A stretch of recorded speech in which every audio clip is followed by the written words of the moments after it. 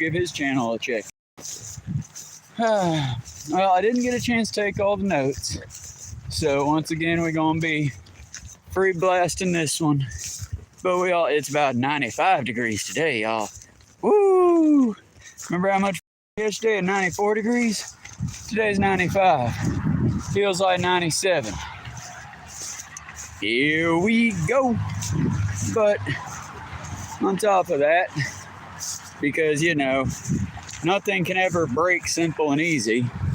It's always got to get complicated with it. Today, unfortunately, my headphones decided to stop charging properly.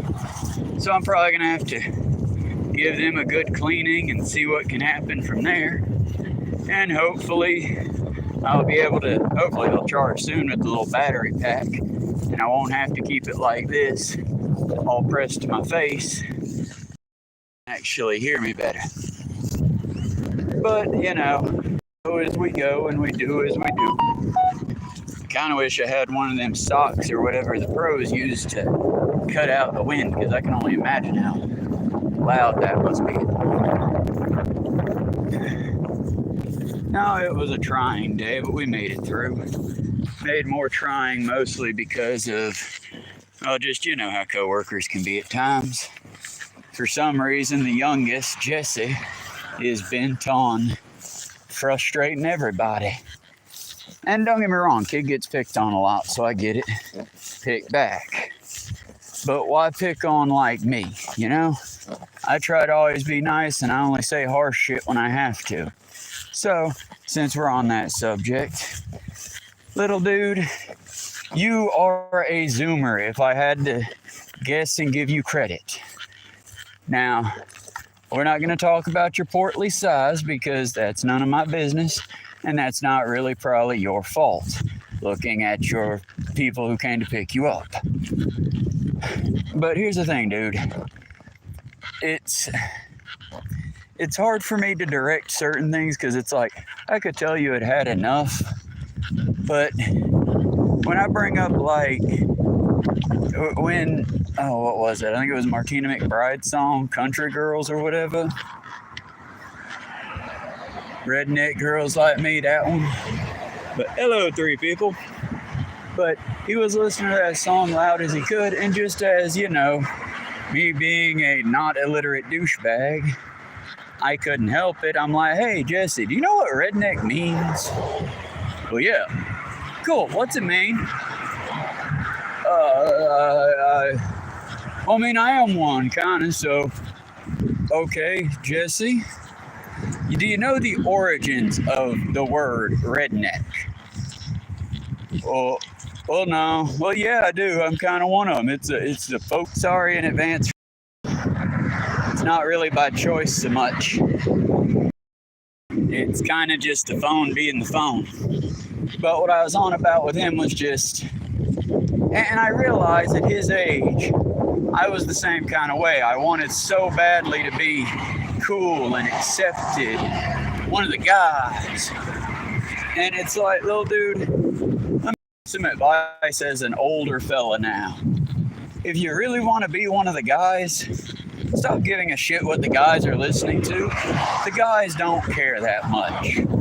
Because he constantly, over 1 million times today, that's extremely hyperbolic, but at least 10 to 15 a day, every time the kid saw me and I was a couple times I'm in the middle of doing his work, going to get ice for the front, something like that, which, don't get it twisted, I'm not complaining about it, I'm just saying, bruh, well, I got a question. Okay, what's that? How you doing? You doing okay? But did you hit your head in between the front of the store and here? It's like, you asked me how I was doing. I'm doing fine.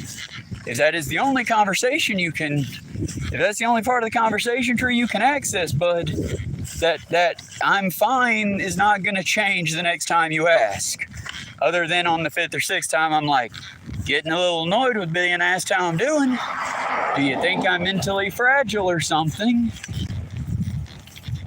And so I put on my music because, again, headphones be being fucky today. Aww. Poor little critter. But my headphones been being fucky today, and I couldn't quite listen to all of Determined, though I highly suggest y'all go check that book out by Robert Sapolsky. It came out a little bit ago, and another book that I was watching or listening to that kind of gave me a bit of hope, honestly. It's a little bit older. It's from back in 2019. It's called Wild New World. I want to say Brian Thompson, but I'm not positive. I think I'm thinking of news name, not historical writing or guy name. But it's called Wild New World. And it basically gives a comprehensive, long... It's like listening to, well, not David Attenborough, but a David Attenborough-esque documentary, but solely focused on North America. I mean, we do touch a little bit on the canal and like Mexico, well, Gulf of Mexico, and like Mexico itself, but mostly it's like North America and a teeny bit of Canada, with a main focus on like, you know which part of America would be interested in, but it's an interesting read. And we got to think about the megafauna we once had, which is how we can, rewild again. Because the way the book did it in the quickie breakdown, which is what I'll give y'all, that way I don't, end up ruining the book. But by the quickie breakdown, basically, meteor hit the southernmost part, formed in the Gulf of Mexico and around that area. And that giant chunk of the meteor basically became Brazil, or a good portion of South America. I can't remember exactly which country in the South that it was, but one part of South America. This very interesting chunk of space rock, which had a lot of new minerals on it, was quickly used by the Earth itself to more or less create that life around it. RNA does DNA, DNA expands, and then we get to the more interesting shit, the megafauna. Because surprisingly, we didn't have a lot of really fun dinosaurs, though there were specific parts that did. For example, the La Brea tar pits is one of the fun, more ancient wonders. But we didn't have a lot of dinosaurs here. We did have a lot of megafauna, though. Giant ground sloth, bears that you cannot comprehend the size of, that we would have just called mountain bears, saber-toothed cats. Lots of really cool critters. But on top of that, we also had, I think we're going to cross the road today if we get the chance. We'll walk through the sun-beaten and deadly environment that is the construction site, rather than risking wobbling across that very delicate walkway. But hello to viewers, I'm surprised you're still around. I'm happy to see you. Either way, I'm big on trying to figure out origins of things. I enjoy learning where stuff came from originally and stuff like that. Holy, that hurts. Sorry, y'all. I'm carrying a good bit of stuff because I had to do a good bit of prep, because I actually get 2 days off now. Hopefully, probably. Boy, howdy, I'm going to be sad if I have to go back in tomorrow. But, I had asked Jesse if he knew the origin of the word redneck, since he was so proud to sing it and admit to what he is. For the record, redneck is not like a pejorative. I guess it could be, but the origin comes from the coal miner rebellion of way back when. I want to say it was the 17 and 1800s, but hell, it could have been more modern than that. We've had lots of coal miner rebellions. But where the origins of the word redneck come from was specifically the West Virginia coal mines. Because all the men and ladies, a lot of ladies didn't work the coal mine, they were the miners' wives and whatnot. But a lot of they chiseled away my typical outside of the spacewalking spot.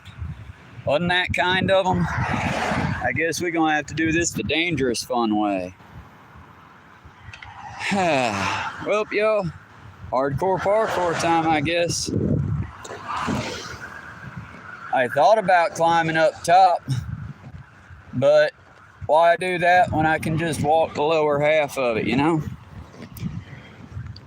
Either way, it was basically when the coal miners rebelled against their mining bosses, and in a much like today's term, the business owners got the U.S. government involved, and the U.S. government said, hey, you workers, you can't do that.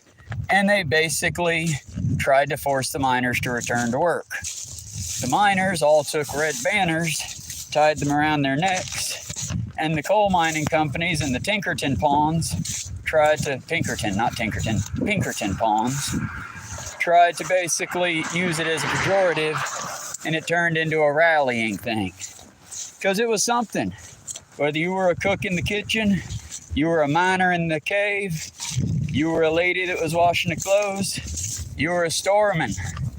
If you were on the side of the union, well, there wasn't quite a union yet, but if you were on the side of the worker, you wore the red banner, and you wore the name Redneck with pride. To this day, people still wear the banner with pride. People have just diluted that once proud and united tradition into a very version of what it is today. And then I think I upset him because I started, again, he was playing his music very loudly, and I was very annoyed because I couldn't get out of where he was at. I had work to do as well, and I couldn't get my phone to play loud enough to hear my business. So I started just, being that I lived through the first time we did all this stupid patriotic shit in the Middle East. And again, y'all, can I just say it's weird for a country to write so many songs about a war that they did not win? I mean, we wasted so many lives and so much manpower and so many fucking tools in that fucking war. And what do we have to show for it? We're going back again. It's literally like the fucking Fields of France song. And seriously, if you buy the shit, I would not advise it. I would not advise buying into the president's new forever war in the Middle East. Because simply put, why bother? We'll be back there again in another 20 years. After getting our asses handed to us again, because we shouldn't be there, being Israel's fucking attack dog. But anyway, I went down a rabbit hole. Because you know me, y'all. I hope you know me at least enough by now to know that I'm gonna go one more step up. To know that I don't particularly care for bullshit. And the thing that upsets me the most is when I lie to folks. So originally I was gonna fire off real hard and fast with, dude, you realize none of them cunts ever served in the military whatsoever, right? Like none at all. All those people you're hero worshiping as badass soldiers basically got paid an exuberant amount of money to go to a foreign country and play music for the soldiers. They were Captain America from the first Captain America movie if he never did anything other than sell war bonds. And that upset him a little, but it's one of those shit. I don't want to be wrong, so I'll double check. I mean, I like country music, but I like real country music, not this, ooh, let's kill shit for America, beer and red, white, and blue, woo, that shit, I hate that shit. Now, like, the classics, Bob Dylan, Willie Nelson. I wish I could remember the new guy. He sings Bible Belt. He sings You Can't Drag This Queen. He sings a bunch of really good songs. If David's in chat. Whoa. Aw. That's good. I am currently in the ditch, trying not to die. In the ditch, trying not to die. But I don't remember his name. David, do you remember the guy's name? He's the country singer. He sings a song about drag, Bible Belt. He sings a bunch of good songs. Yes, that one. Chris Houseman. I like real country. I don't like the bullshit. I know it's a hot take to speak bad of Toby Keith, but it's like, as someone that would never claim to be military, and quite frequently has to correct people, because it's like, apparently working on a towboat for years and working as, I guess you could call it a merchant marine, but I wouldn't. But working like that, yeah, I bear certain, I guess, militaristic isms. And I get called out, well, what part of the military? I didn't, and I wouldn't claim that honor without having done it. And yeah, it's not honorable. That's like but it is very dishonorable to say you did it when you didn't. You know what I mean? I think the heat's starting to get to me early, but. And for the record, I'm not adding Alan Jackson, Toby Keith, Charlie Daniels, or any of your hillbilly friends. I'm just pointing out that Chris Christopherson, that was the one that served. The rest of them made a shit ton of money off the military. And that was about it. I mean, they volunteered their time. They got paid to take a flight and then play for a bunch of dudes. They did not volunteer that time. They got paid. And again, all the soldiers, I hope they enjoyed the show. I'm not trying to knock on them. I'm just saying, don't pretend to be military if you've never even been through basic, you know? I mean, the reason I wouldn't say, I was a merchant marine, it's the same thing. No, I had to pass a physical, but that was about it to get in. I didn't have to go through basic, didn't have to go through boot camp. And yes, if the Forever War had reached home, I would have been immediately enlisted and drafted, as every other member of my company would have been. But because it didn't, and we didn't, I would never claim to be military, you know? Woo! And in the ditch we go! Whew. Warm today. Give me a second, let me switch arms with this right quick. Because can you believe that roughly 12 bags of chicken, well, not chicken specifically, the tendons and the fats on roughly 9 to 10 to 12 bags of chicken. Can you believe that they weigh a good bit? How they weigh a good bit? Honestly, if I didn't think that we still had the groundhogs in the backyard, I'd go ahead and cut the veggies loose because they're sort of slapping me in the ass as I walk just to keep me moving. But yeah, that's sort of the whole thing about it, you know? And again, I'm not trying to at your favorite country star, considering most of them are fucking dead. But it's like, I don't understand is all. And when I ask and you can't make me understand, and it's just one of those, But why if? Because when I like a band, even when it's weird shit, like, you know, Endless Taverns and Voltaire. Sorry, I'm realizing I don't have my headset in, so I'm wanting to be heard. But even when it's ridiculous shit like Endless Taverns and Voltaire, I like it because it's ridiculous. I like it because, well, for example, Voltaire's song. One second, let me get you closer. But Voltaire's song, Raised by Bats. If you listen to it, it does sound a little bit like a surfer rock style song, but it's about a Jersey boy who basically falls in love with going under bridges and going into abandoned churches and basically loves being around bats. It's ridiculous. It's fun. But I can tell you definitively that's why I enjoy that song. And the reason I enjoy that artist is because he's been in the game for longer than some of these children been alive. And to my knowledge, he'll still, for a price, play you a private live show or play a private event for you live.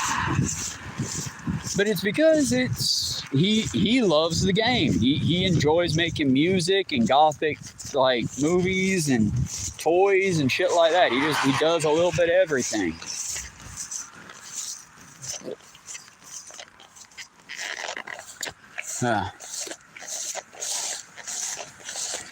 But yeah, it's just sort of, I can sense Jesse was getting frustrated today. And I feel bad for the kid. But at the same time, much like I tell Galen, you can be cocky, but you have to earn it. And to stop listening to what Pam tells him to do, because that bitch is going to get him fired. And I feel like I got him in a little bit of trouble today. But I don't feel bad because I knew they weren't going to like get him in trouble. And I knew that he needed to learn the lesson, and me telling him ain't going to do shit because I can say it and it goes in one ear and out the fucking other. But if Donna or Mary tell him, well, then he'll fucking hear it. So it's like, we've been burning oil pretty regularly. And I don't know if y'all know this as not being regulars of our restaurant that has several franchises in Cartersville. But of the several franchises, we frequently get told by our customers, oh, but we love you the most. To which, yeah, I just, yes, honey, and just leave the money on the counter and don't kiss me on the mouth. Let's keep going. You know, it's sort of shoot the shit kind of thing. But eventually, no, I mean, like, really. And I'm like, okay, but why? We're just fast food, same as they are. Yeah, but your food tastes better. And I'm like, that's a personal preference. That's a you like us more, and I appreciate that, friend, but don't blow smoke up my ass, thank you kindly. And then realizing now that, no, they weren't blowing smoke up my ass. The other fast food chains that we are don't change their oil but once every 2 to 3 days.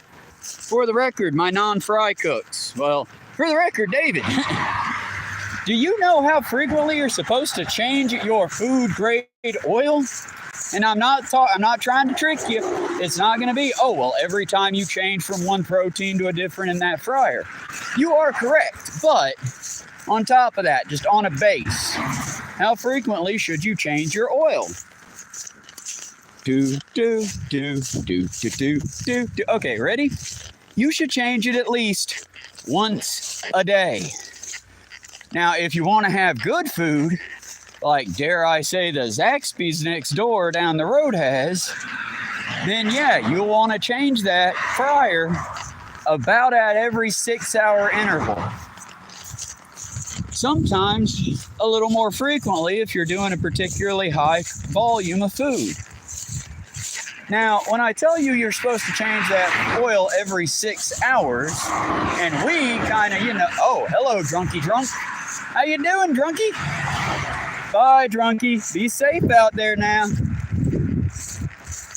Again, I do not understand people that drive in these weather conditions, being hot and sunny, and can't keep their shit on the road. If you cannot keep your shit on the road, pro tip, don't drive. Get someone to drive you. Build those connections. Build that community. Because, y'all, I hate to tell folks this, but you getting there, but getting someone killed, you ain't gonna get there on time then, friend. You're gonna be in jail for a while for manslaughter. So how about just, slow down a fucking beat and go at a safe pace. I mean, hell, y'all, look at what I'm doing.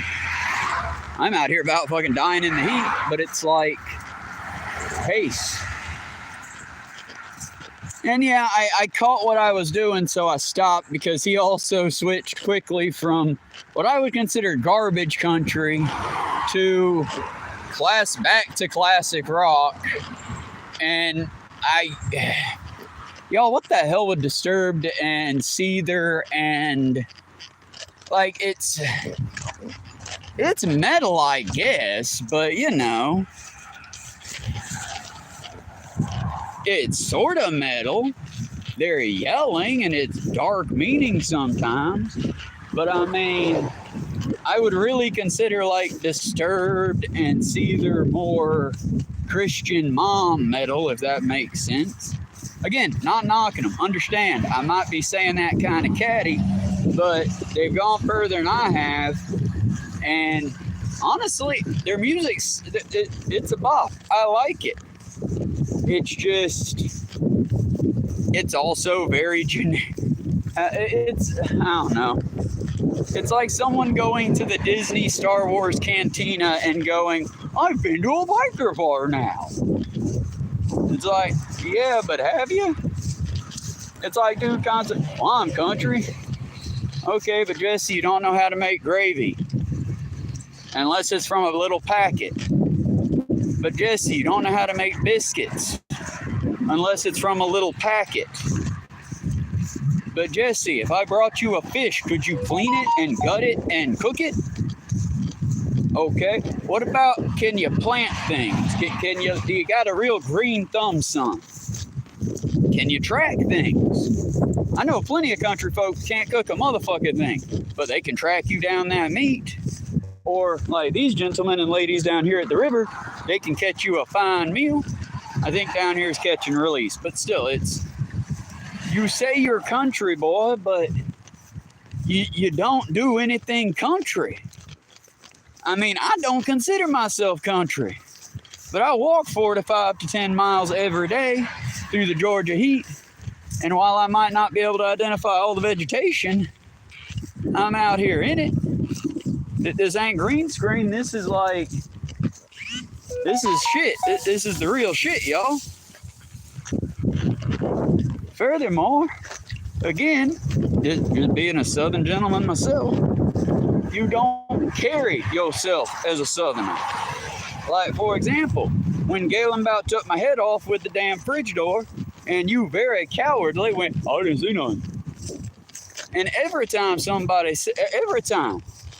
happens in that restaurant, whether it's right in front of your nose or down the block, I didn't see nothing. I see nothing. Bro, that's not very country of you. Now again, I'm not saying snitch and rat. I did a little bit of that on Alan today, but that's because, quite frankly, I'm tired of who left this open? Dead silence throughout the entire restaurant. No, I mean it. This needs correcting. Who left this open? Dead silence. Well, Miss Donna, I guess I did it, but what's up?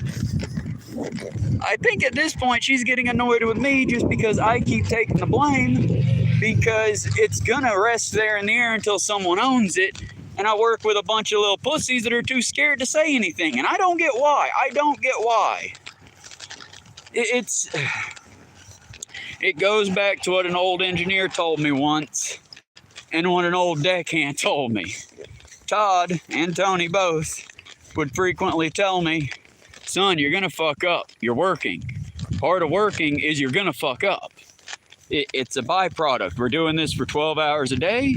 We're doing it hundreds of times. At least 3 or 4 of that 100 is gonna be a fuck up that we have to redo. And we expect it. Now we start having 50, 60 fuck ups a day, and we're gonna have a talk. But hell, people fuck up. Own what you did wrong. We can go back and fix it. Here's what I don't want people to do, and here's what so many of my coworkers do. Uh-oh, I fucked up. I'm gonna leave it exactly where it's at and let someone else catch it. And then when they catch it, they can either say they did it and own the fuck up, or they can just, it's not my problem anymore. That's not very Southern of you, son. Now, again, I fuck up like everybody else. I'm not a perfect person. But I'll at least tell you when I fuck up. And yeah, it might take me a minute sometimes, especially if it's like, for example, Miss Donna can be quite intimidating. And sometimes I just don't want to take a chewing out for something that I did absent-mindedly because I'm currently doing 2 to 3 people's jobs. But I still, like yesterday. Well, Travis, did you pull out that hamburger meat? Fuck. Yeah, I forgot that. I meant to grab it, but as I was heading out the door, I was in such a hurry. Well, I can't lift it, right? And I'm like, yeah, it doesn't help to get on to me, but I get it. You deserve to bitch me out. That's something that needs to be done that I dropped the ball on. It would not have been fair for me to go, yeah, I did. I don't know who would have put it back in the freezer. Jesse, pay attention to that. The way I think about what you're going to say. Because, again, I don't want to teach you kids how to lie. Because lying is bad. Unless you're lying to cops or Nazis, in which case that's A-okay. But Otherwise, lying to a member of manager who's rewind, retake. Lying to a member of management who has already said you're not going to get in trouble, no write-up, no nothing in trouble. But that being said, and this is where I try to like put my little hard stance on it. But it's one of those, son, you realize here's the thing. You drop something in the grease and it goes bad, plastic melts, whatever. That's bad. That's real bad. We're going to have to dump that. We're going to have to scrub that, clean it. A whole process has to be done. Because here's the thing. Whether you know it or not, or you think it or not, plastic is poisonous, especially when it's heated up and baked into food. So, now we're presented with a unique and problematic situation. Did you accidentally fuck up and almost poison the town? Or did you intentionally try to poison the town? Because if it's a fuck up, son, we can fix that. That's an accident and we caught it in time. If it's a pattern, then we got a real problem and you probably shouldn't be making folks' food. For the record, Jesse did not drop plastic in the fryer. That is just what comes to mind. Jesse's biggest problem seems to be not seeing things and bumping into folks. And again, dude, look, not going to pick on you for being portly, not going to judge you for it, not my walk, not my body. Here's the thing. If there's a lot of you, and there's a little bit of you, son, don't be upset, it's just a fact. It's a byproduct of being lethargic, friend. You can't be a pro wrestler if you're scared to run a mile. You can't be a military man if you can't do at least 5 pull-ups. I'm not being a dick here, friend. I want to be the nice voice to say, hey, you can do anything you put your mind to. You can do it, son. But you need to have realistic expectations and understand, so long as you're sitting in place figuring out how you're going to do it, it's not going to happen. It's one of those situations where, truthfully, yes, try. And you're talking to a former fat kid here, son. I was a fat and portly child.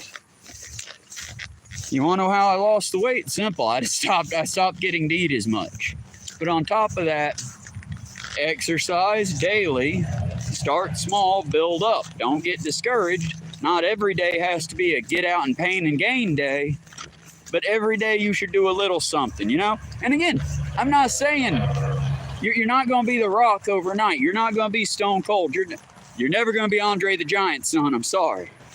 But you can get there. You know what I mean? You can build your muscles. It just takes time and practice and dedication. It's like you constantly say shit that it feels like blowing smoke up my ass. Because it's, one, I don't know how to take compliments. I'm working on that. But 2, it's like, dude, we are really good at drawing. No, I'm not. I'm shit at drawing, but I'm getting better. And the reason why, it wasn't until like 3 weeks ago I learned how to properly draw the little skeleton, the proper kind of skeleton to draw a hand. Up until this, I was just doing it like a little elementary school. Like, okay, well, there's 5 fingers. 1, 2, 3, 4. Now cap off those tops, and there we go. That's a hand. It's not how you draw a hand. You know what I mean? It's, you learn, you get better. I'm not an artist like that yet, but I am trying. And Jesse, that's what I'm telling you, bud. You're never going to make the military. You're never going to make WWE or whatever the fuck your dreams are if you keep waiting for them. If you keep waiting for it to happen, that's not how things happen. That's how you die, just waiting. Don't just wait. Try. Do what I'm doing. I'm sucking at this, y'all. I'll be honest. I got 1 viewer, and that's David. And he's kind of looped in because he wants to make sure I make it home alive and don't have a heat stroke out here in 95-degree heat. And 95-degree heat like this, where I have to walk within, can get fined and in trouble for trespassing to get in the shade. But up here, I'm at least getting a nice hot wind. Like I said, the only reason I know wet bulb can't be that high is I'm feeling a pleasantness with the hot wind. There's sort of an after effect, a slight whipping of the sweat off of me, which is cooling me. Wicking, I don't know. Whereas typically and otherwise, I would very much be almost at a heat stroke. There were other things I wanted to talk about. I'm just starting to cook, and it was a lot easier. Cook in a bad way. Cook in the sense that I'm foggy, far away thoughts. But at the same time, I don't want this to be a I bitch at Jesse all the way home stream, because that's not fair to him. He ain't that bad a kid. I will say, at least he's trying, even if part of that's my fucking patience.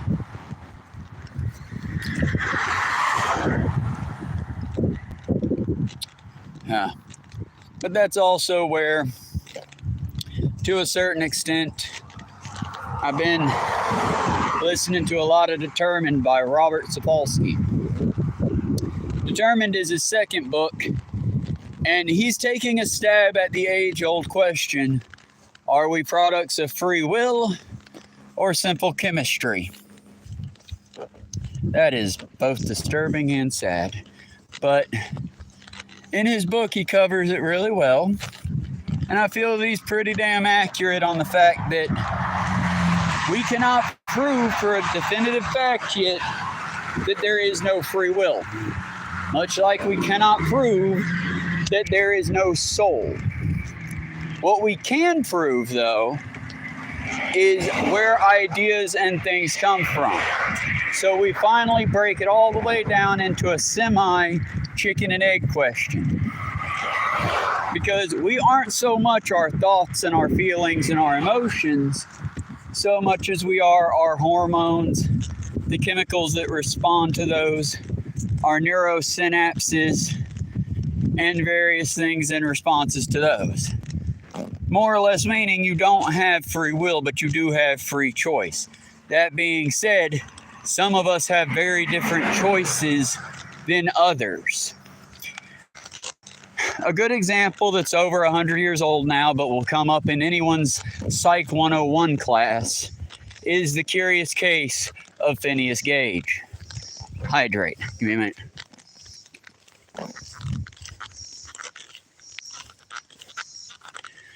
I have a now lukewarm beverage.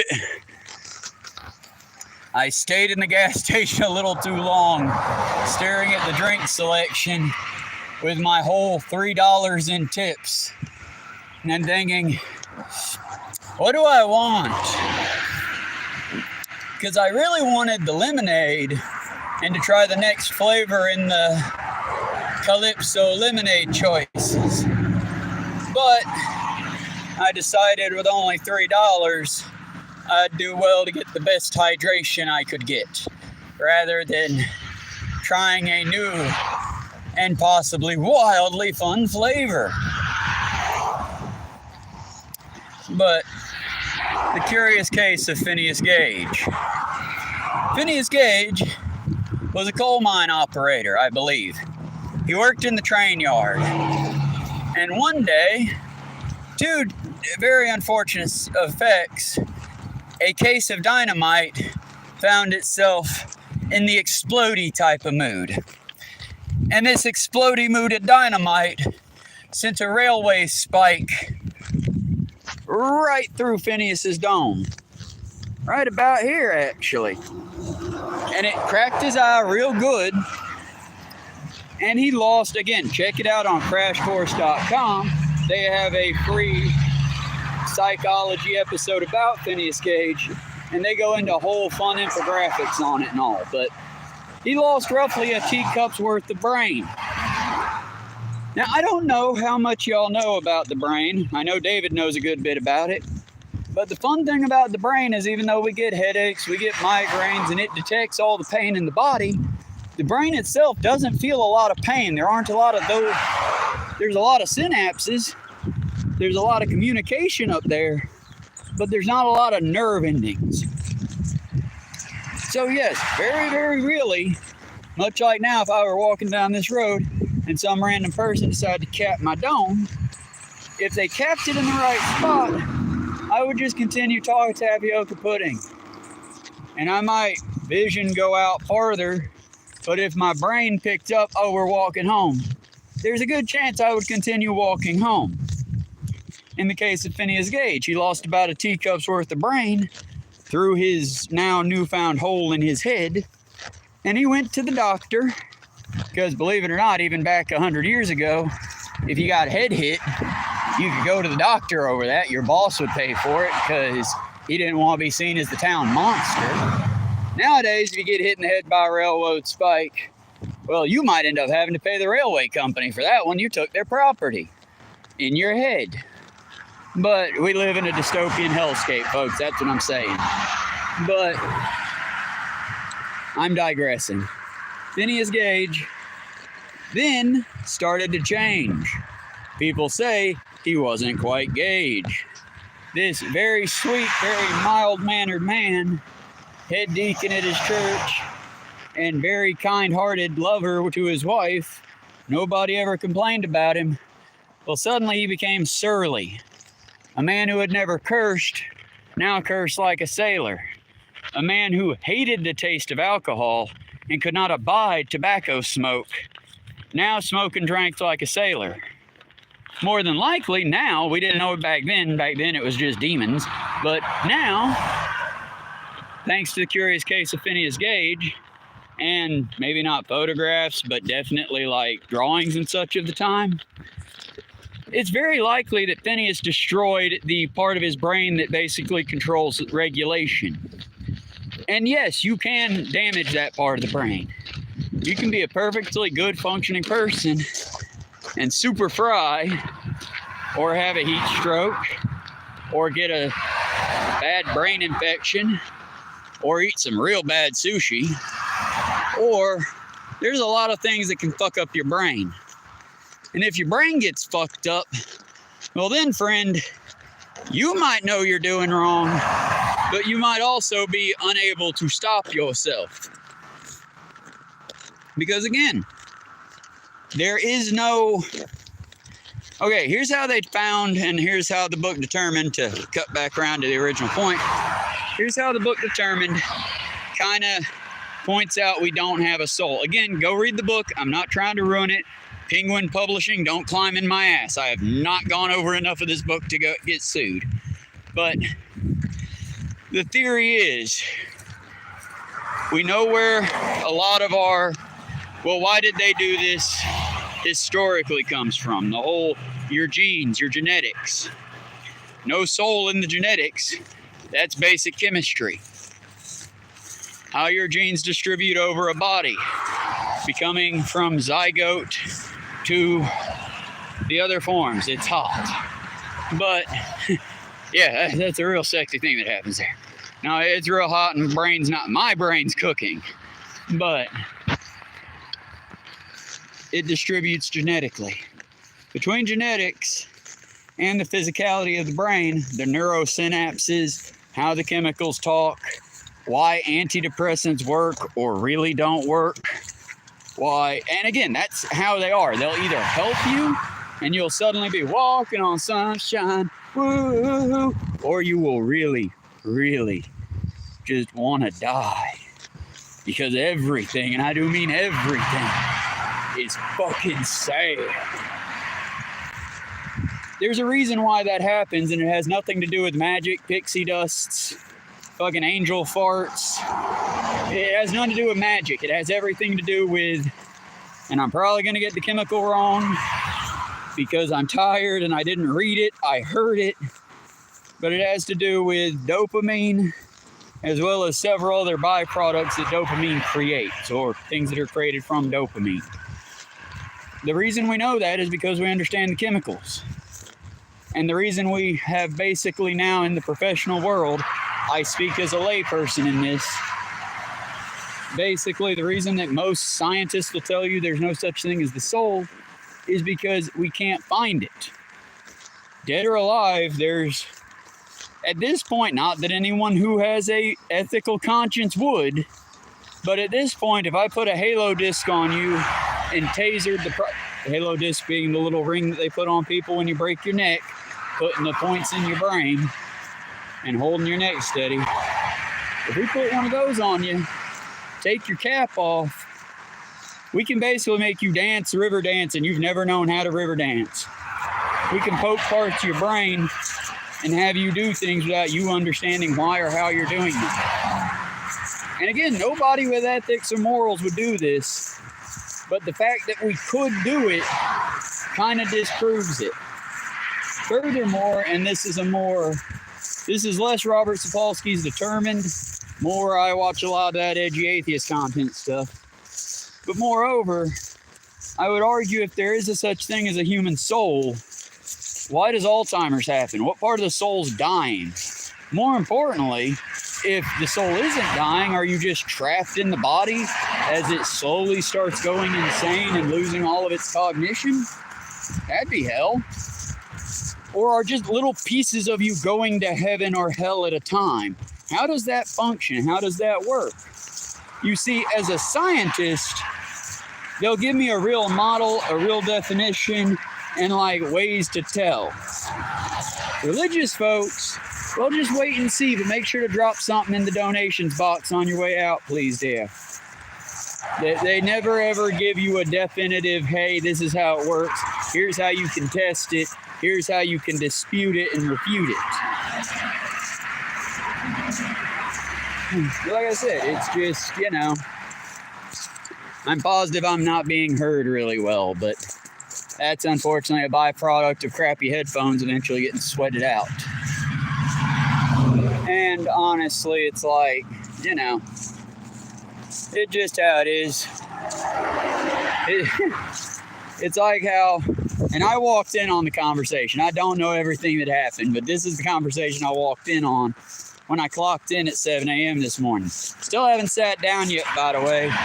Done a couple of strategic crouches while I was emptying grease traps, but I didn't really sit at all yet. So it's going to be fun when I finally get to sit. It's going to be an experience. But I clocked in at 7-ish. I have the receipt on me. But I clocked in at 7-ish. And as I walk in, I hear, well, if you got ADHD, why don't you take medication for it? And without missing a beat, well, because if you're in America, son, you can't afford your medication. Also, more than likely, some college kid is taking your medication so they can pass their finals. Because again, there's an Adderall shortage in this country right now. There's like 3 different ADHD medications specifically that people like me could really make use of. But too many of the rich kids got it so they can pass their final exams. Because weirdly enough, the way the ADHD medication affects us is it makes the brain slow down. Where the brain and the mind sync up, and the mind and the brain sync up, and you can keep up with your thoughts, and you can keep up with your words, and you don't have to fucking constantly keep a muzzle on yourself. You can figure out how to talk without having to worry about it. But, unfortunately, most of the time, I have to be my own buffer because I'm only saying about half of what I want to say at any given time. Because if I try to say everything I want to say at once, it comes off all kinds of fucking crazy, and people say that I sound like an auctioneer, and I don't sound like an auctioneer. That's just how fast my thoughts go. And it's fucking nightmarish at times. I cannot begin to explain to you how nightmarish life is in this country without health care of any kind. But then again, Bezos got to get married in Italy. Most Americans I know got married at the courthouse of their local area because they couldn't afford even the most bare bones basic bits of ceremonies. Jeff Bezos rented Italy. And then the Italians, did better than the Americans at saying, fuck you, go home, rich boy, and push his ass all the way in the canals. Honestly, shout out to all the Italians. Y'all might have done some bad shit in the past, but fuck yeah. Also got to have a fun conversation with a good fellow at the gas station this morning. Go out on limbs, folks. I was scared too, but you know what? It was well worth it. We had us a good laugh. Because it was one of those we were talking and laughing and joking about. Well, maybe it's time to find a new homeland. Since my homeland has basically become so overrun with fascists and so covered in their shit that I just don't really want to live here anymore. Yeah, but then where would we go? Because, you know, Canada's basically America's hat. And even though they are rebuffing us, they're still directly funding... Oh, sorry. Y'all are missing out on the fun sights. But even though Canada's basically America's hat, they're still funding Israel just like we are.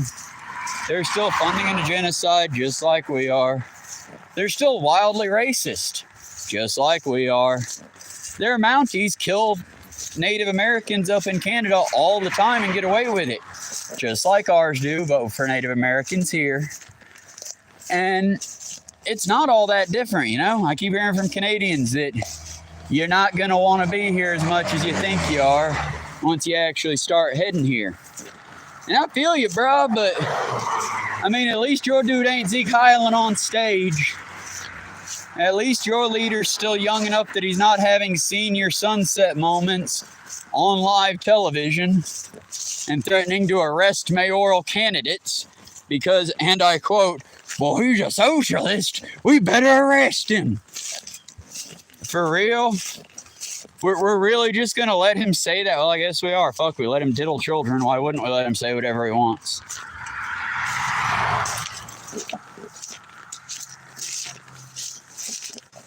And somewhere, I'm sure someone is keeping up with the whole Epstein thing. Because it's been brought up at least 4 times I know of.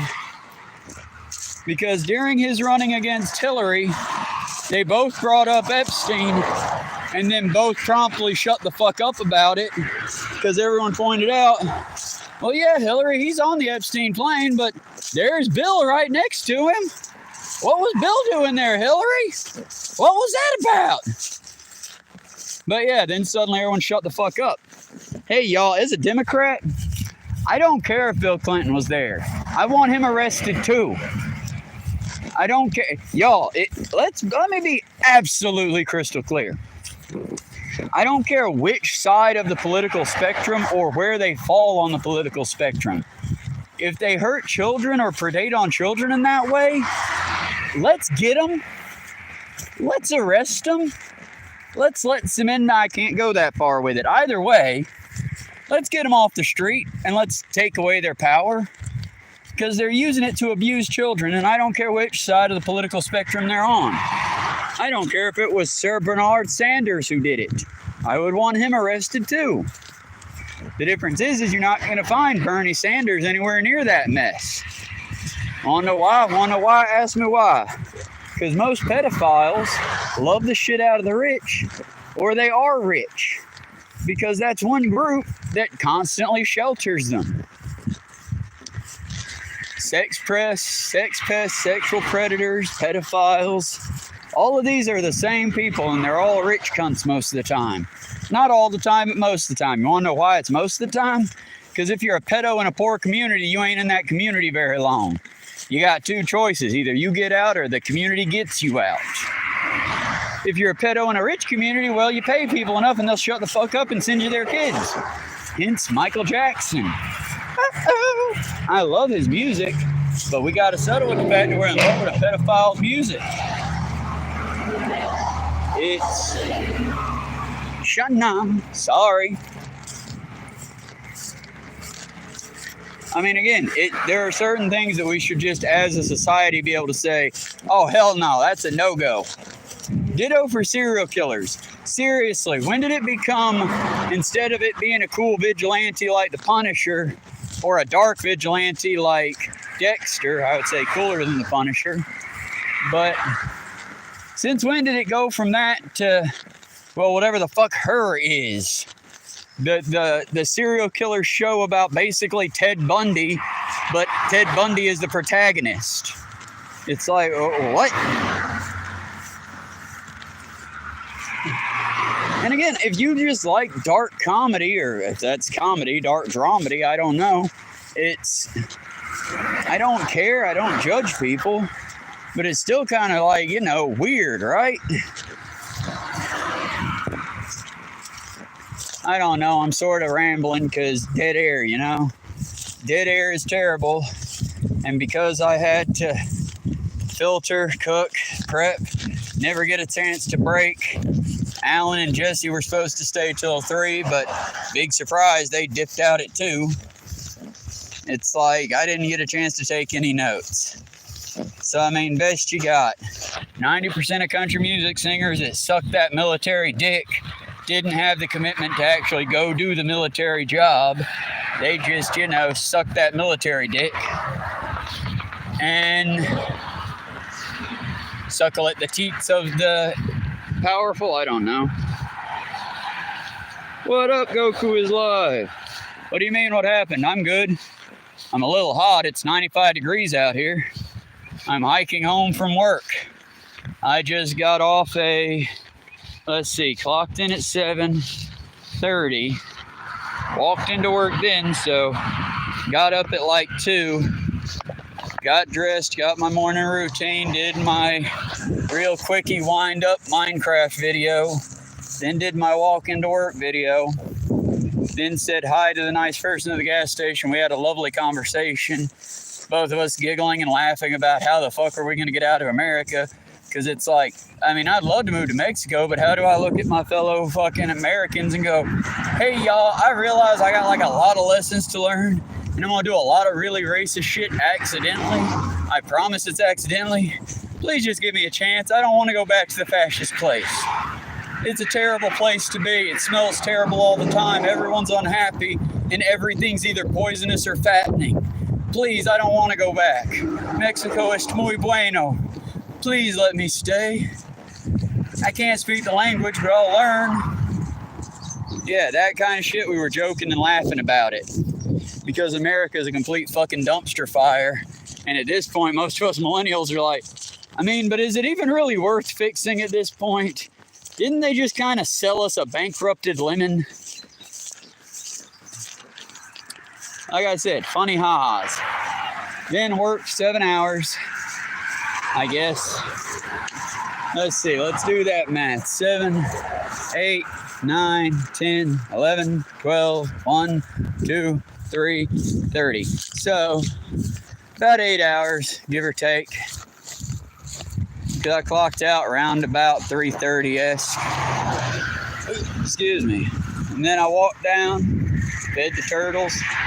They're doing all right. Threw some chicken tendon, the raw stuff into the river for the catfish. Fishermen, you're welcome. And basically, I went to the gas station, got me this here lovely thirst quenching Powerade, and I've been walking home ever since.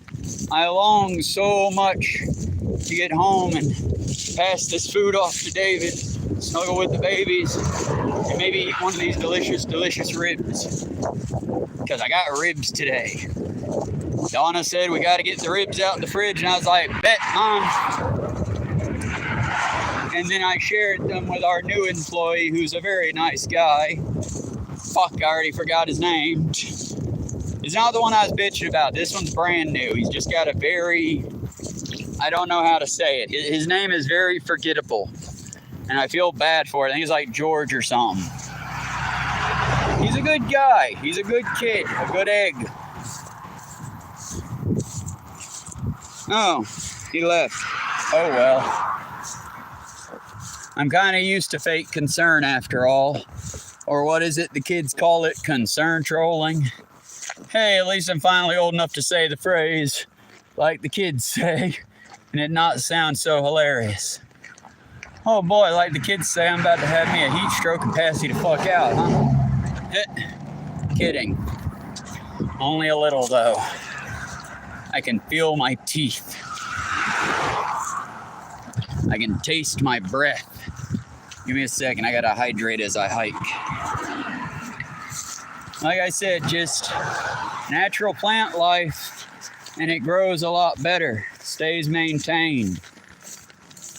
This is still a mix of 50-50 natural and wild grass. Well, natural wild grass and the invasive shit from the sod farm. And the mix of 50-50 is what makes it so hard to walk through, to the point that it's based, oh God, I can feel my boots. They're about a pound on each foot. But at least they're not breaking through. Can anyone actually hear me?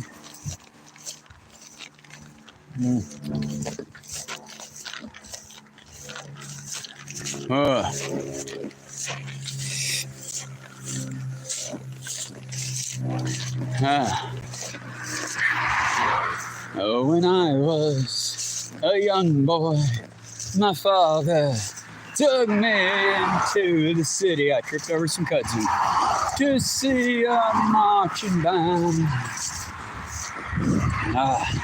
He said, son, when you grow up, would you be the savior of the broken, the beaten, and the damned?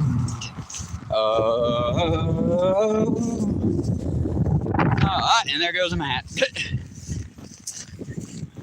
The wind be whipping it now, y'all. Maybe we'd be entering into tornado weather. Wouldn't that be fun? One little crow, little three little crows. Yeah, y'all, the wind whipped my hat off. I guess nature said new song. It's okay. Let's pick a different song, I guess.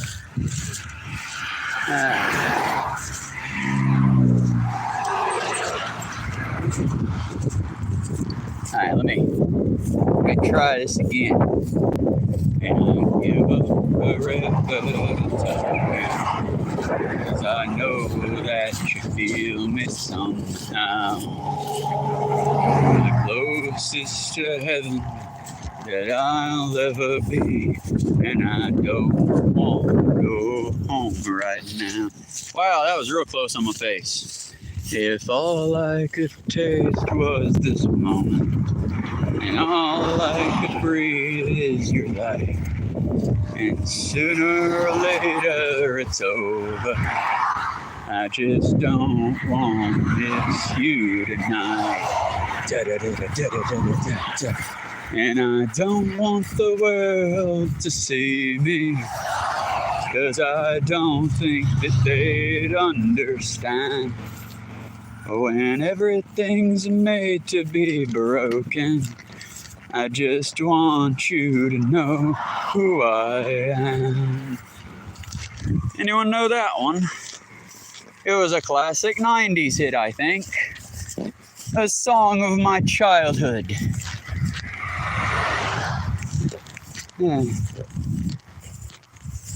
Oh. And in the spirit of keeping the sing-along going, let's test fate itself. Dum dum dum da dum dum dum da dum dum dum. Let's get down to business to defeat the Huns. Dum da dum dum. Did they send me daughters when I asked for sons? Oh, you're the stranger. Wait, is it? Damn it. Oh, you're the saddest, pale, pathetic lot. But you can bet before we're through, Mister, I'll make a man out of you. Don't. I'm never gonna catch my breath. Say goodbye to those who knew me. Why was I a fool in school for cutting gin? This guy's got him scared to death. What if he can see right through me? Now I wish that Now I really wish that I knew how to swim. To be a man, you must be swift as a coursing river. To be a man with all the force of a great typhoon. To be a man with all the strength of a raging fire. Mysterious as the dark side of the moon. Yeah, that not at all brainwashed, am I, folks?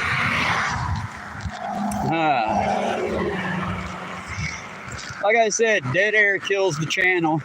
And until I can think of something else poignant to think about, I'm just, technically I could point out that's illegal, but he actually did a really good move, I think, because he did cross on his broken line. That's not illegal if he had the broken line, I don't believe. Yay. So to continue this musical journey, to prove that I'm not having a heat stroke like yesterday, the song I couldn't sing. Oh, I was born on a Dublin street where the... Damn it! Where the... Oh, fuck. I was born on a Dublin street where the... Fuck. If I can just get the opening, I know I'll get the rest. Oh, I was born on a Dublin street where the Royal Blood... Fuck. I was born on a Dublin street where the royal drums did beat, and the loving English feet, they walked all over us. And every single night when me da would come home tight, he'd invite the neighbors out with this fine chorus. Come out, ya black and tans, come out and fight me like a man. Show your wife how you won medals down in Flanders, and how the IRA made you run like hell away from the green and... Oh, shit. From the green and lovely lanes of Kilishandra. Come out, you black and tans, come out and fight me like a man. Show your wife... I don't remember the rest of it, fuck. I tried, y'all, I tried. Believe it or not, that is a song that my grandfather used to always hum. Whether or not he knew the lyrics to it, he would always... Do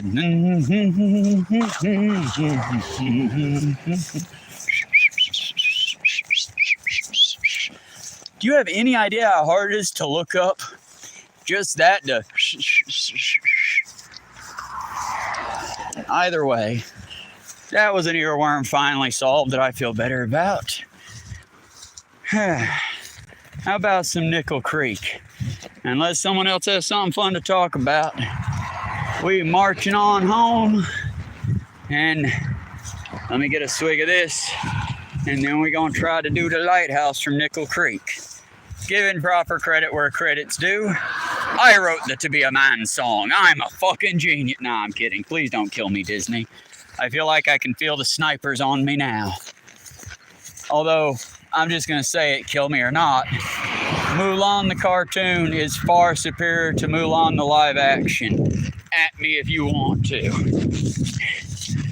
I don't think that one's a hot take. I think that one's pretty basic take. Give me just a second.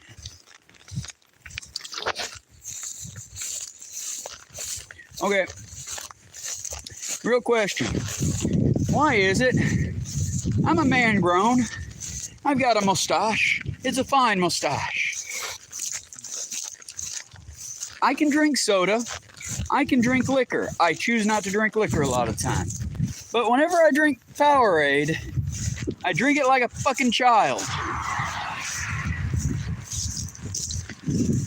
I always slurp, and two, I always miss my mouth, and if I'm not careful, I spit. This is why I never drink Powerade in company. If I'm with people, you will never catch me with a Powerade unless I'm literally about to fucking die. Because it's like, I feel embarrassed. We're having us a moment, me and you and David chat. We're just chatting it up and having fun. Okay. Now, to another one, because this is the other thing that I tried to show Jesse. Not to bitch at him, but just to show him. For me, I'm a bit country. So, as someone that's a little bit country, I like a banjo. I like a violin or a fiddle. They're kind of the same fucking thing, but depending on how you play it, I like country. But I'm much more of a bluegrass kind of country, not a woo beer, red solo cups and trucks kind of country. I'm much more of a I wish you out of the woods and into a picture with me. I'm much more like that than I am to out on the pontoon. Because to me, being loud and having a thick accent ain't country. It's how you treat that thick accent. And for all you motherfuckers rocking out to Kid Rock, I don't understand how you can love pedophile music so much. He literally sings a song where they call that what was it? It's in Osmosis Jones, the cartoon 90s show with Bill Murray, Osmosis Jones. Kid Rock played a rapper in that. He played a white blood cell rapper, and yeah, he actually sings about, you call that statutory, I call that mandatory. Just saying, I wouldn't have said that line in a movie. You really couldn't pay me enough to sing that line with my whole chest like I mean it. Kid Rock did. Then again, maybe that's just me. There's certain evils that I won't even pretend to, abide. Anyway, this is a song by Nickel Creek. I'm going to try to sing as much of it as I can remember and try not to have a heat stroke. And I won't make you stare at my ever-paling face, so instead, whoop.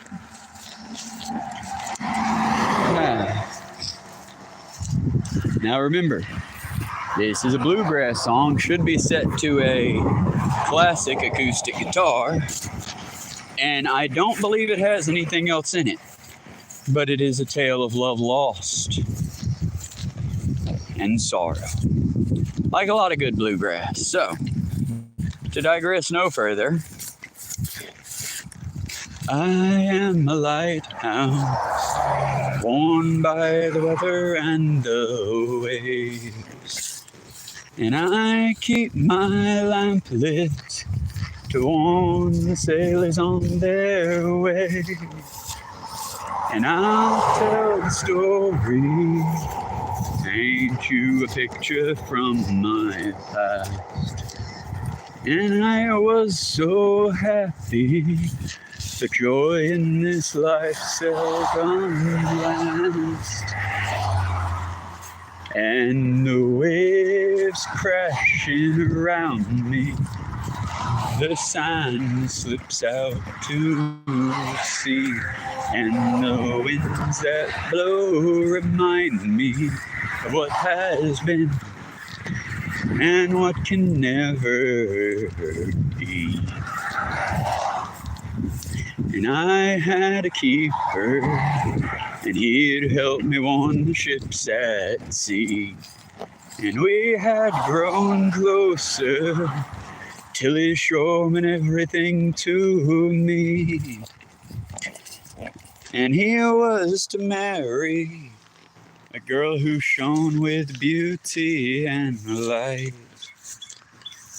And they loved each other, and with me watch the sunsets into light. And the winds crashing around me, the sand slips out to sea, and the waves that blow, and the wind. Sorry, got distracted by a butterfly. And the winds that blow remind me of what has been and what can never be. Woo. And she had to leave us. My keeper, he prayed for her safe return. But when the night came, the weather to a raging storm had turned.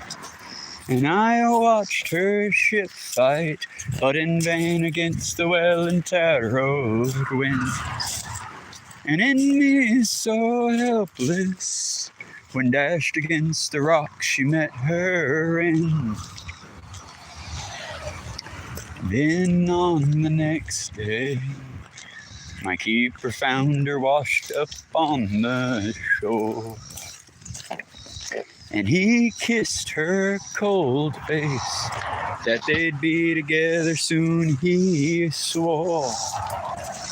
I saw him crying, watched as he buried her in the sand. And then he climbed my tower, and off the edge of me he ran. And the wind was crashing around me. The sand slips out to sea. And the winds that blow remind me of what has been and what can never be. See, I tried it. I hammed it up a bit. Ah, look at that. Someone looked it up. I'm very happy you found that. So it did have a mandolin. Okay. That must have been the instrument I really could... I know the sound, but I can never name it until I read its name again. It's a very beautiful instrument. Like I said, I'd love to figure out how to play that little hand harp I got from the Ren Fair better. I can play a couple little tunes on it, and I've been debating, like, recording my little plucky plinky melodies and making a little intro for the channel sort of thing. I don't know. Like I said, kid keeps telling me I can sing. I think the kid's a liar. I can't hear my own voice, so whenever I'm singing those songs, it's like I'm hearing the songs again, which is also why it fucks me up so bad when I mess up a verse. Because in my head, I just heard myself fuck up without hearing myself. People in such a damn hurry. People gonna be in a hurry to the funeral home if they ain't careful. Oh, I'm such an old man now.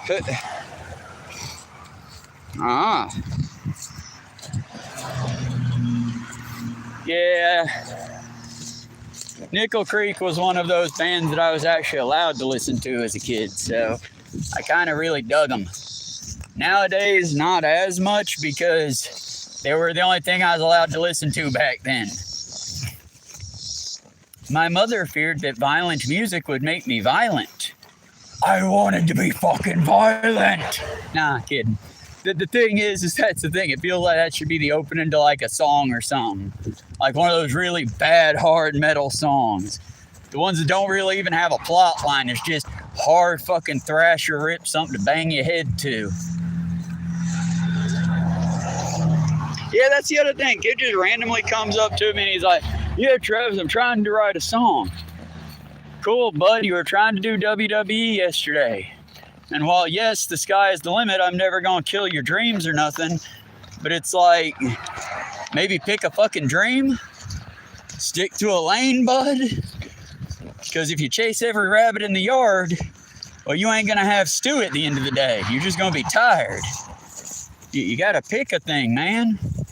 I mean, it's like me. I'm playing with all these other artistic things, but my channel's labeled art. Eventually, I would like to be like a fine connoisseur of coffee and go around trying the various coffee shops here in Georgia. But there's a couple problems. One, I need a vehicle of some sort. Unless my good patrons and my good people are gonna patronage me to go to every coffee shop. If y'all want to start paying me, yeah, I'll get a funny outfit. I'll do whole ass planned shows. I'll walk to the coffee shop while talking about like history of it. We can make a whole damn game of it, y'all. But if we're gonna do that kind of game, I'm afraid I need a little bit of the scratch to get in. Just because I have huge Hollywood dreams and teeny tiny trailer park budgets. So, you know, I'm not saying support me, for the record. That let me have eyes with you, future viewers, because David already knows he is supporting me. But future viewers that are watching this in the future, I'm not asking for your support yet. Once I get 100 of you, I'll start like a little Patreon and a Ko-fi or whatever, and we can start like doing like shows and such, you know? Maybe if I get good enough at this and we pick a theme and it's something that we can perform, I'll even, you know, get a stage somewhere. But the thing is I'm no Jesse Wells. I'm no Bob Dylan. I'm not Bob Dylan or Bob Dylan. I'm I am me. And I ain't that good yet, but I'm trying my best, damn it. I still regret that I never had Dad teach me how to play the guitar back when he still knew how. And honestly, I don't know if that's good or bad advice, because it feels like, it sounds like good advice, but like, let me be clear when I say this. My dad, when his like Alzheimer's was quickly starting to degrade, that was when my mom and Chris started to try to like, not new habits, but his old habits, you know? Crossword puzzles, Sudoku, keep his mind as sharp as they could keep it. And don't get me wrong, that is important and keep them doing that, because brain games will actually help. There's no way to fix it. Once you've got the Alzheimer's and it's been diagnosed and they see what it is, there's no fixing it. It's a downward slope, but you can control that slope a little. Eat healthy, try to don't get stressed out, practice things. But then I'd see things like we ordered him off the TV, a guitar, a name brand guitar from that one fucker that King of the Hill lambasted with the horn. But we got him a very Santana, I think, or Santana. But we got him a name brand guitar. And it came with a little DVD set of name brands from that artist, teaching you how to play like the very basic chords, how to strum up and strum down. Watching that DVD that was meant for like an old person or a child break my father kind of broke my willingness to want to learn. Until I see people like Jesse Wells out here singing and doing beautiful poetry. And I'm just here like, hey y'all, we need to fight the system, yeah? Yeah, let's fight the system. It's like, I feel so impotent and inadequate compared to good artists and like good speakers. But hell, I'm coming a long way, y'all. I'm not nearly as lost as I am in my thoughts as I was yesterday. Okay, hindsight, that thought didn't string together well. I'm getting better at improving these nice, we're going on an hour and 22, and I had 3 bullet points. A lot of the country music that's revolves around how awesome the military is and how amazing it is and how they are the sheepdogs guarding the herd. A lot of that music is written and performed by people who are highly paid to do it, highly accredited to do it, and it's very, very boring shit, you know? It's just very generic, rah-rah shit. There's nothing deep to it. And I get it. It's not supposed to be deep. It's supposed to be rah-rah, go kill the enemies of America music. But, it should be a little deeper, I feel. And part of this, yeah, Jesse, part of this long-ass bitching about country music is thanks to you, bud. Because you played the garbagest country music ever. And I'm not mad at you for it, because hell, when I was your age, that was kind of garbage I listened to. But dude, when you hear some actual country and actually feel it, let me do my acting thespian thing here. When you hear some country and you actually feel it, it hits different, bro. Because yeah, I used to love the shit out of Toby Keith. And then I heard the Chicks. I used to enjoy the hell out of Alan Jackson and all them. And then I heard the fucking Crane Wives. And I heard, Poor Man's Poison, Jesse. Fuck's sake, check out Poor Man's Poison. You'll love them. And best of all, they don't suck off the military-industrial complex. They are much more grassroots, me, you, the working folks music. If you want a fella that you could probably relate to, that you could have a beer with, check out The Cog is Dead. They don't let's be clear, they're steampunk. They're not folk, they're steampunk, and there is a difference. The big difference being steampunk, unlike folk, covers a lot of covers. They've done a whole lot of 90s music too, so that's why I think you'll love the shit out of Johnny Sprocket. Check out The Cog is Dead, Jesse, assuming you actually watch these, unlike literally everyone. Oh, I watch your stuff, man, I love your stuff. I get 40 views and like 2 likes, and I can tell you the 2 people that like my stuff. They're my top fans. They're right there in the doobly-doo right now. It's like, don't lie to me, bro. Just be honest. It's easier that way. If you gotta lie, you gotta keep up with that shit.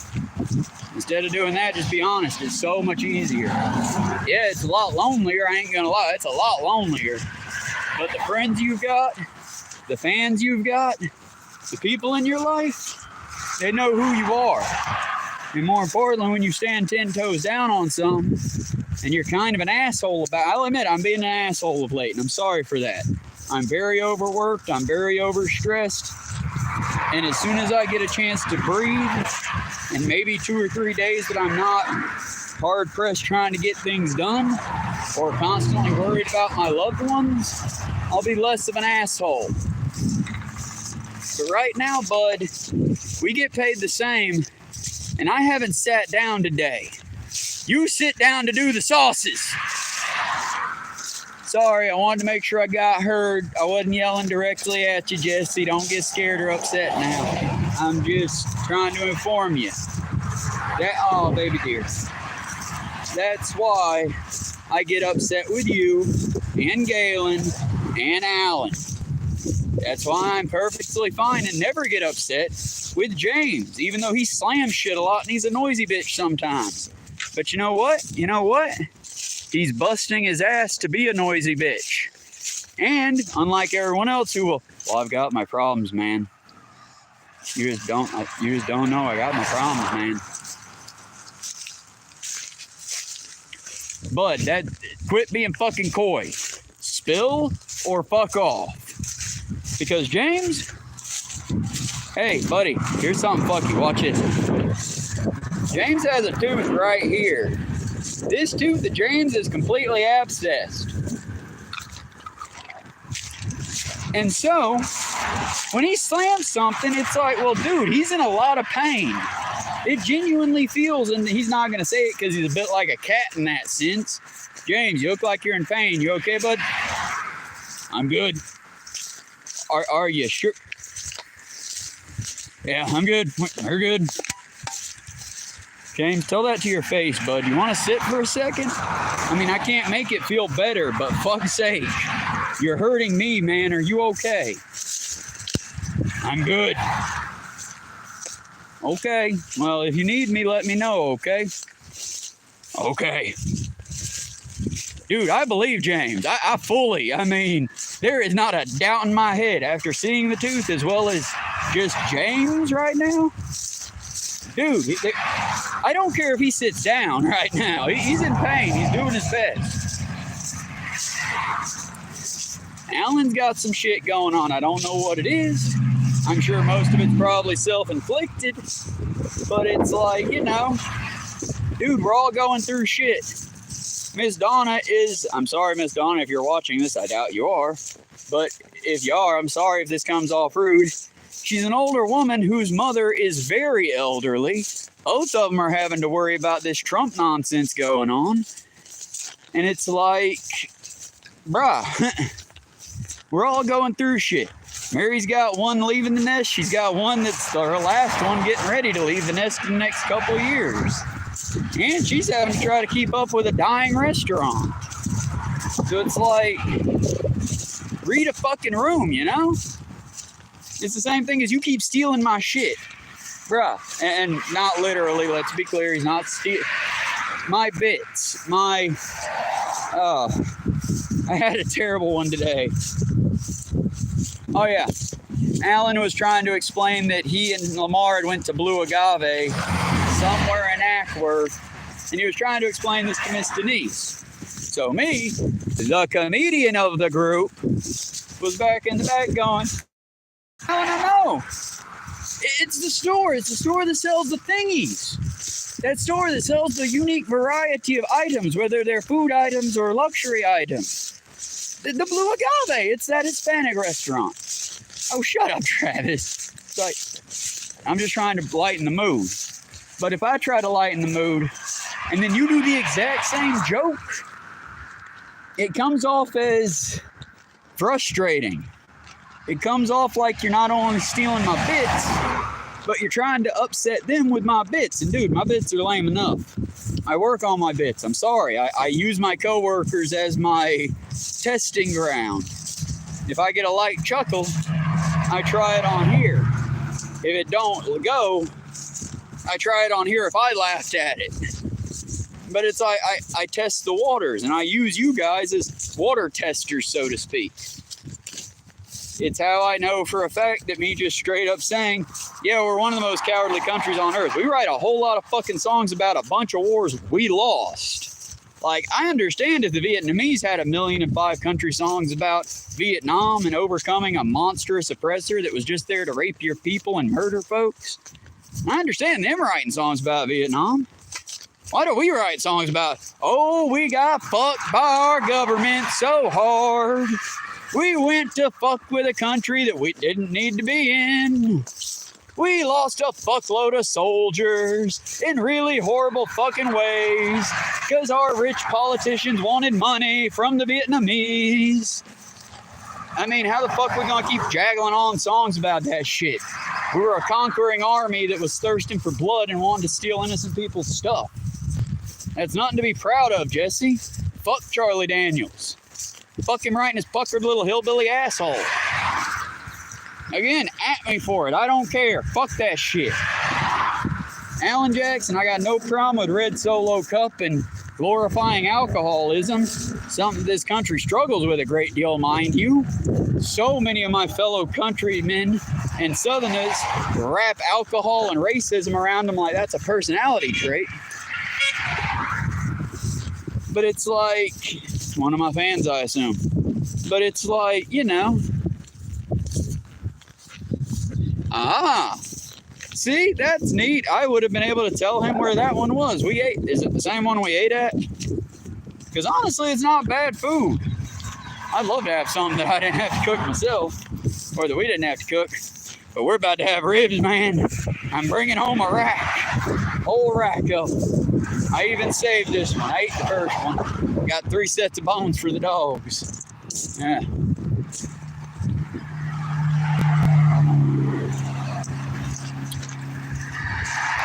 Whew. For the record, I'm sorry to my more vegetarian-aligned viewers. I am working on it. Before the recession hit, I was doing pretty good to almost eliminate all pork out of my diet and all that. But now it's, you know, if it's there and I can eat it, I kind of got to eat it now.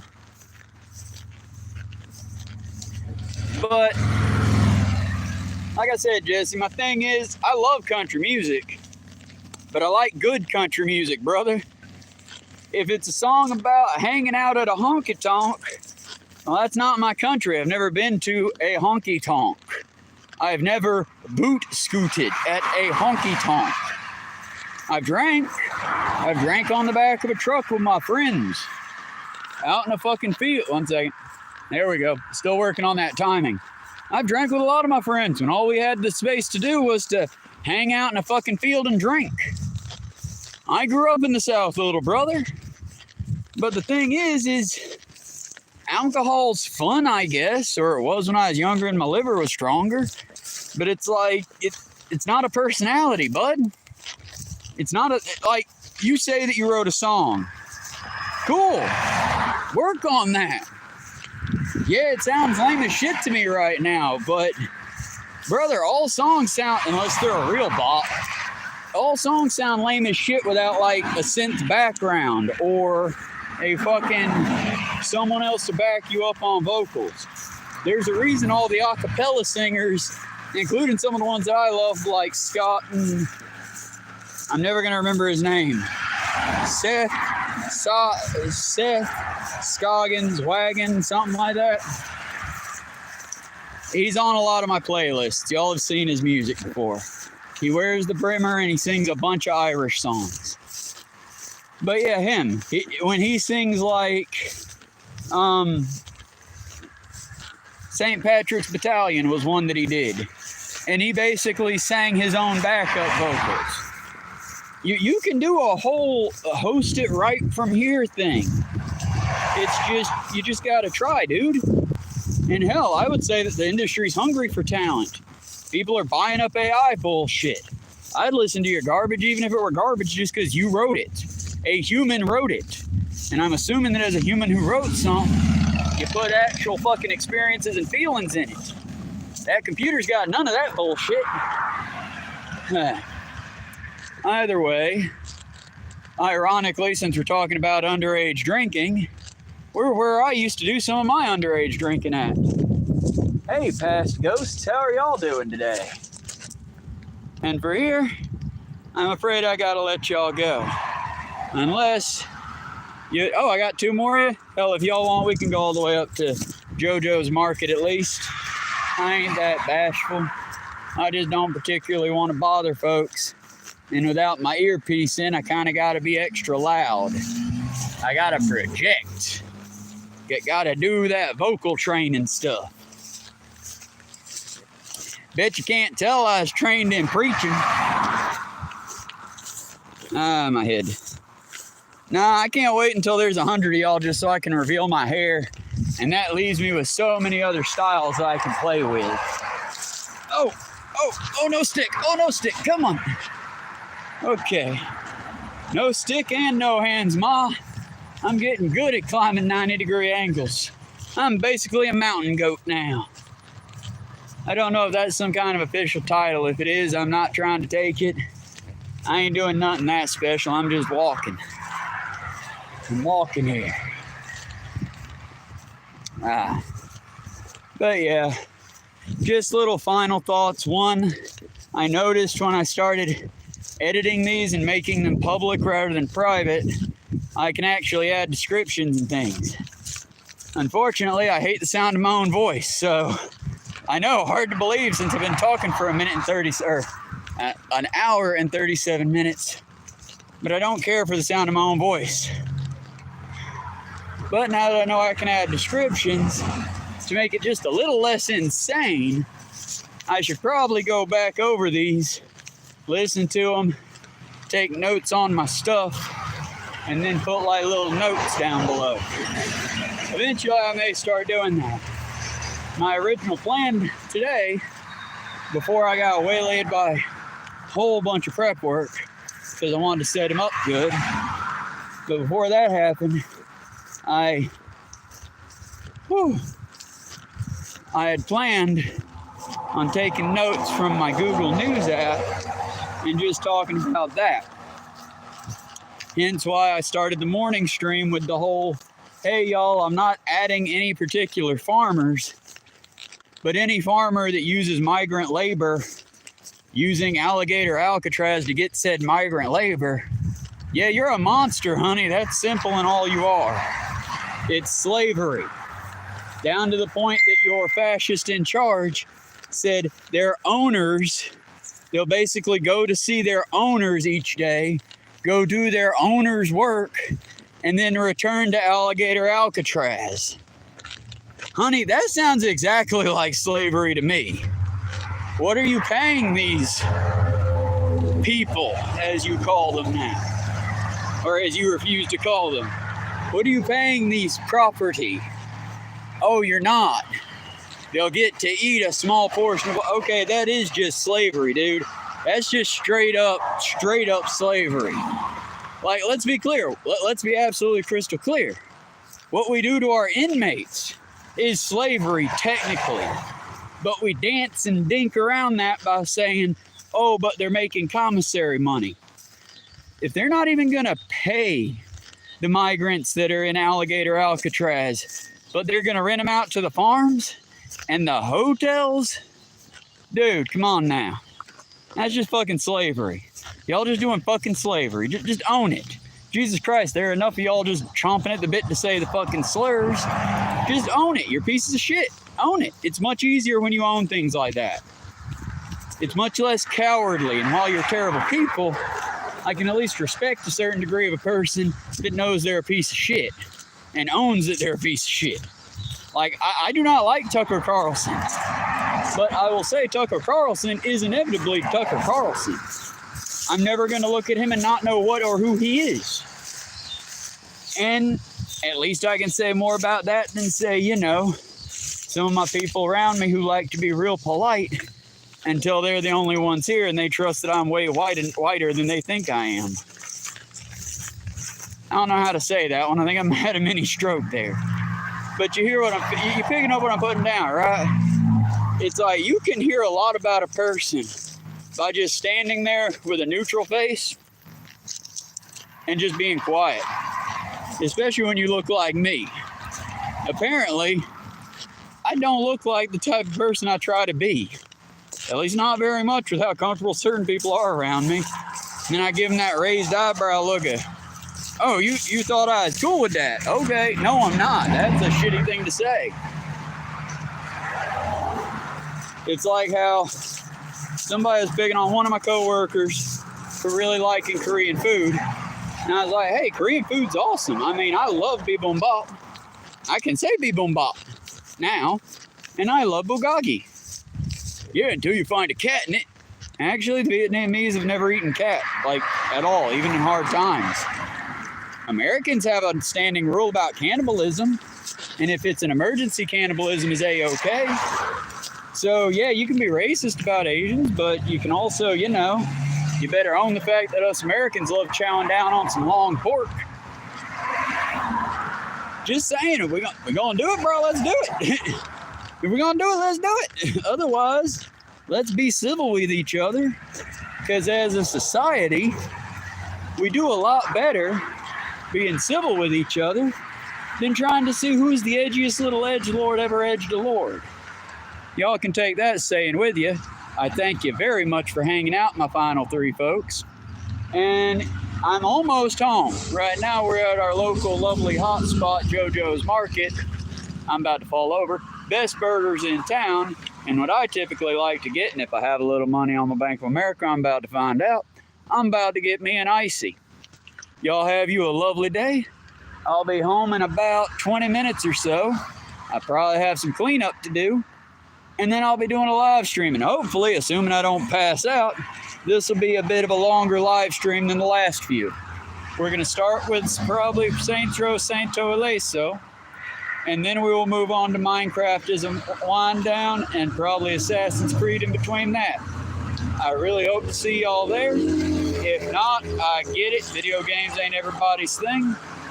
And y'all be good. Remember, community first. Endure and survive. Stay strong out there, folks. It's a dangerous world out there now. Love you. Be good. See you next time. And damn it. There we go. And we're out. Y'all be good. Seriously.